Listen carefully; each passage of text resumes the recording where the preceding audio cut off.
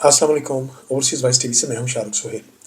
नाज़रीन इकराम, दो तरह की आग है जिसने आवाम को परेशान कर रखा है। एक आग अमेरिका के शहर एलए यानी लॉस एंजलिस में और उसके तबाही के असरात आपके सामने हैं, उस पे बात करते हैं। और दूसरी आग पाकिस्तान में इमरान खान के मुखालफिन के सीनों में भड़क रही है और बुझने का नाम नहीं ले रही, और यूँ लगता है कि अब ये बात उनकी दायरे इख्तियार से बाहर होती चली जा रही है। उस पे बात करते हैं। सबसे पहले अमेरिका में लगने वाली आग के हवाले से जितनी भी थ्योरीज़ हैं, जितनी भी साज़िशी बातें हो रही हैं, उसके हवाले से अगर देखा जाए, तो फिर तो यूँ लग रहा है कि जैसे ये ट्रंप मुखालफिन का काम है। ये भी कहा जा रहा है कि सदर ट्रंप को परेशान करने के लिए, किसी तरीके से उसका इक़्तिदार में आने को रोकने के लिए कुछ ऐसा किया जा सकता है। अच्छा, दुनिया की जितनी भी एस्टेब्लिशमेंट्स हैं वो या डीप स्टेट्स जितनी भी हैं, उनकी वो बड़ी बेरहम होती हैं। उनके नज़दीक हज़ारों लाखों अफराद को मार भी दिया जाए, कुछ भी चल जाए, उनको फ़र्क इसलिए नहीं पड़ता कि उनका जो अपना इक़्तिदार है, जो उनकी अपनी एक ताकत है, जो खुफ़िया चीज़ें हैं, वो बहर सूरत कायम दायम रहनी चाहिए।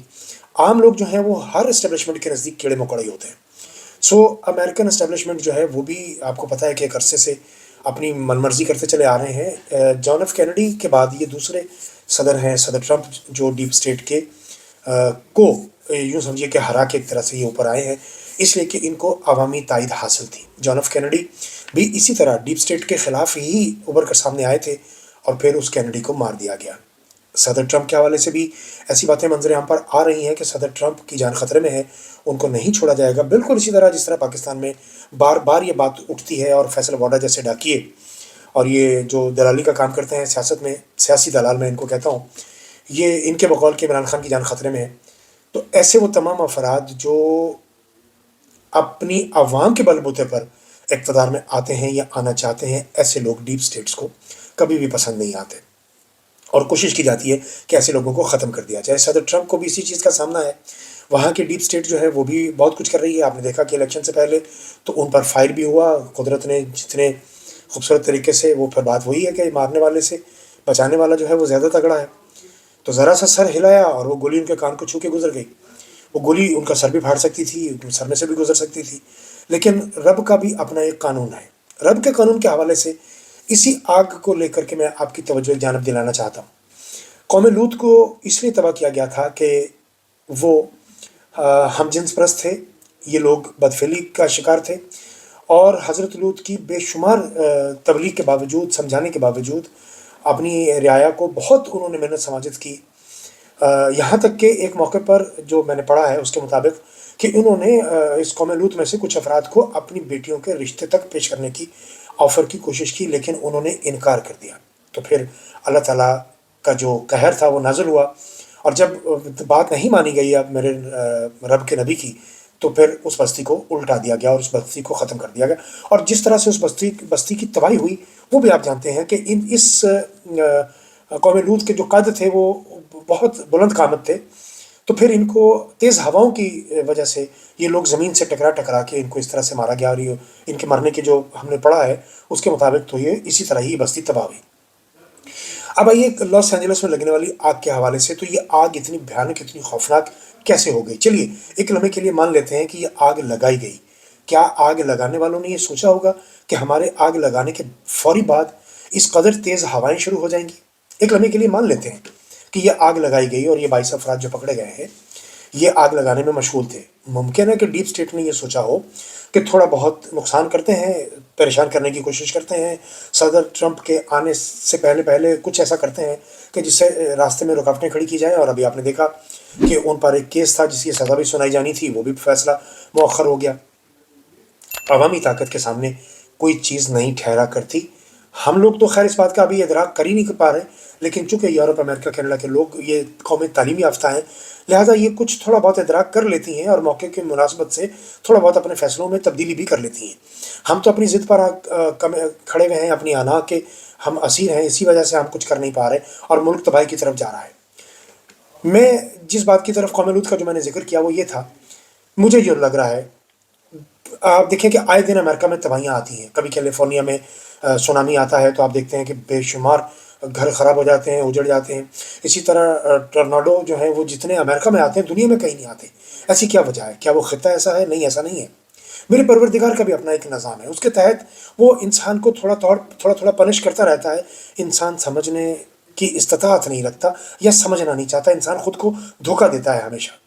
دیکھیے 1969 28 جون کو نیو یارک کے قریب ایک گرین وچ ولیج کے نام سے ایک ولیج ہے، اس میں اسٹون وال کے نام سے ہم جنس پرستوں کا ایک کلب تھا، جس پر 28 جون 1969 کو نیو یارک پولیس نے چھاپا مارا، ان لوگوں کو زد و کوب کیا، ان کو پکڑا، جس کے نتیجے میں وہاں احتجاج شروع ہو گیا، اور پھر نیو یارک پولیس کے ان کو ہراساں کرنے اور سماجی امتیاز کے حوالے سے ناراضی کا ایک نعرہ جو تھا وہ بلند ہوا، اور 6 دن تک لگاتار یہ احتجاج ہوا، جس کے نتائج یہ نکلے کہ آج پوری دنیا میں ہم جنس پرستوں کو LGBTQ کا جو دن ہے وہ منایا جاتا ہے 28 جون کو۔ بلکہ جون کے شروع ہوتے ہی مختلف ممالک میں اس کی پریڈ شروع ہو جاتی ہے، اور بدنصیبی دیکھیے اس دنیا کی کہ اس کو پرائڈ کا نام دیا گیا، اور یہ پرائڈ کا نام کسی اور نے نہیں دیا، یہ اس وقت کے صدر نے، امریکی صدر نے ان کو پرائڈ کا نام دیا، اس دن کو پرائڈ کا نام دیا، اور پھر ان کا ایک پرچم بھی تشکیل دیا گیا، 7 رنگوں پر مبنی یہ جھنڈا بنایا گیا۔ آپ دیکھیے کہ میرے پروردگار کے اتنے حسین مقامات میں سے ایک مقام یہ بھی آتا ہے جب بارش ہوتی ہے، یا جہاں کہیں آپ کو جھیل نظر آتی ہے، جہاں بادل اٹھتے ہیں، وہاں پر آپ کو پھر رینبو نظر آتی ہے۔ وہ کوس و قزح جسے ہم کہتے ہیں، اس کے خوبصورت رنگوں پر مشتمل ان نامرادوں نے، ان بد نصیبوں نے اپنا پرچم تشکیل دے دیا۔ 1994 میں ان کمبختوں کو، ان نامراد ہم جنس پرستوں کو تسلیم کیا گیا، اور پھر 1999 میں امریکی حکومت نے باقاعدہ طور پر ان کی اس پرائڈ تنظیم کو قبول کر لیا۔ صدر کلنٹن نے جون کے مہینے کو باقاعدہ سے گے اور لیزبین کا مہینہ قرار دے دیا۔ 2009 میں صدر اوباما نے اس کو LGBT کو پرائڈ مہینہ قرار دے دیا، اور 1 جون 2021 کو صدر جو بائیڈن، اس نامراد بڈھے نے، اس خبیث انسان نے، جو کہ دنیا کی جنگوں کا اس نے آغاز کرایا، اس نے دیکھا اس کے دور حکومت میں غزہ پر کیا نہیں ہوا، کتنا ظلم ڈھایا گیا، اس کمبخت بڈھے کی وجہ سے اس نے 1 جون 2021 کو LGBTQ کو باقاعدہ سے پرائڈ مہینہ قرار دے دیا۔ یعنی 3 امریکی صدور نے اس مہینے کو پرائڈ مہینہ قرار دیا۔ یعنی لفظ دیکھیے پرائڈ، یعنی یہ فخر محسوس کرتے ہیں ہم جنس پرستی کو۔ یہ قانون قدرت کے خلاف ایک انحراف ہے، یہ منحرف ہو رہے ہیں، اور اس چیز کا قدرت انتقام نہ لے یہ ممکن ہی نہیں ہے۔ بابا وانگا سمیت بہت سے دنیا کے ایسے ایسٹرولوجسٹ یا بہت سے ایسے لوگ جو اس بارے میں پہلے پیشین گوئیاں کر چکے تھے، اور ان کی پیشین گوئیاں سچ ثابت ہوئیں، انہوں نے کہا تھا کہ 2020 کے بعد اس زمین پر بہت سی آفات آئیں گی، اور 2025 کو بالخصوص آفات کا سال قرار دیا گیا تھا۔ اور وہ جو کارٹون ہے سمسم، اس میں بھی ان چیزوں کا اظہار کیا گیا تھا۔ خیر میں تو اس پر بہت زیادہ بلیو نہیں کرتا ہوں ان کارٹونز پہ، کیونکہ اس وقت کب کسی نے اتنے غور سے یہ کارٹون دیکھے ہوں گے یا بنائے ہوں گے، پتہ نہیں کب انہوں نے بعد میں بنا کے بھی کہہ دیا جائے کہ یہ تب کا تھا تو کیا کیا جا سکتا ہے۔ اچھا ہو بھی سکتا ہے، یہ ممکن بھی ہے، کیونکہ بہت سی چیزیں ایسی ہیں جو بہت پہلے سے طے کی گئی تھیں، اور پھر آنے والے وقت میں لوگوں نے دیکھا، آپ افراد سب نے دیکھا کہ ایسا ہی ہوا جو کہ آج سے 20 سال پہلے کہا گیا تھا۔ ورلڈ آرڈر کے تحت جو کچھ کہا گیا تھا اس پر بھی عمل شروع ہو گیا، اور اب آپ دیکھیے کہ ہم جنس پرستی کا، یعنی دوسرے لفظوں میں یوں کہیے کہ اس کا باقاعدگی آفیشیل جو اناؤنسمنٹ تھی، اعلان تھا، وہ چونکہ امریکہ سے ہوا تھا، اور مجھے یقین ہے اس بارے میں کہ امریکہ اس زد میں ضرور آئے گا۔ قدرت کے اس قانون بنائے گئے قانون کے سے انحراف کی پاداش میں میرے پروردگار کی جانب سے اس قوم کو پنشمنٹ ملے گی، کچھ بھی ہو جائے یہ ضرور ہوگا، اور اس کا آغاز ہو چکا ہے۔ اب آئیے 2025 میں ہونے والی آفات کے حوالے سے، تو چائنا میں دوبارہ سے اب دیکھیے کہ پھر ایک وائرس کے اٹھنے کی آوازیں آنا شروع ہو گئی ہیں، اور یوں لگتا ہے کہ اگر چند ہفتوں میں اس پر قابو نہ پایا گیا تو دنیا کے دوبارہ سے بند ہونے کے امکانات ہیں۔ پھر سے وہی ایئر لائنیں بند، پھر سے وہی پوری دنیا کے سفر پر پابندی ہو جائے گی، اور لوگ گھروں سے نہ نکلنے کے پابند ہو جائیں گے۔ خیر اللہ نہ کرے ایسا ہو، قدرت کا اپنا ایک نظام ہے، انسان کا اپنا ایک نظام ہے، لیکن بہرحال یہ آفات کا سال قرار دیا گیا ہے، اور اس کے اثرات پاکستان پر بھی بہت زیادہ ہونے والے ہیں۔ لیکن ہمارے ہاں چونکہ سب لوگ شتر مرغ بنے ہوئے ہیں، ریت میں سر دسا کے سمجھ رہے ہیں کہ آفت نہیں آئے گی۔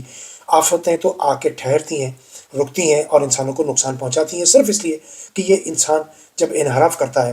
پاکستان میں بھی طاقتور لوگ، یہ مافیا جو ہے یہ اپنے آپ کو بہت زمینی خدا سمجھ بیٹھا ہے۔ جتنا ظلم، جتنی بربریت انہوں نے کی ہے اس کی سزا ان کو ضرور ملے گی۔ میرا یہ ماننا ہے کہ اس دنیا میں بہت زیادہ بڑھتی ہوئی تعداد ہم جنس پرستوں کی اس وقت پوری دنیا میں، جون کا مہینہ آتے ہی پوری دنیا میں ان کی پریڈ شروع ہو جاتی ہے، اور بڑی تیزی سے دنیا ہم جنس پرستی کی طرف بڑھ رہی ہے، اور پاکستان میں بھی اس کے اثرات بے پناہ پائے جاتے ہیں۔ اب تو ایلیٹ کلاس میں اگر آپ کا بیٹھنا اٹھنا ہو تو وہاں بھی اس کے حق میں باتیں کی جاتی ہیں اور لوگ اس کو برا نہیں مانتے۔ اس چیز کی بھی تیاری رکھیے کہ سزا تو ضرور ملے گی۔ عمران خان کے مخالفین کے سینوں میں جو آگ بھڑکی ہوئی ہے وہ آگ بھی اب بجھنے والی نہیں ہے، اس لیے کہ آنے والے وقت میں عمران خان دوبارہ سے اقتدار میں آئیں گے۔ عمران خان کے بارے میں کہا جاتا ہے کہ ان کی جان کو خطرہ ہے۔ عمران خان کی جان کو خطرہ تب تک ہو ہی نہیں سکتا جب تک میرے پروردگار کی جانب سے ایسی کوئی آفت عمران خان پر نہ آ جائے۔ اللہ نہ کرے کہ ایسا ہو۔ عمران خان کو گرانے کی ہر ممکن کوشش کی جا رہی ہے۔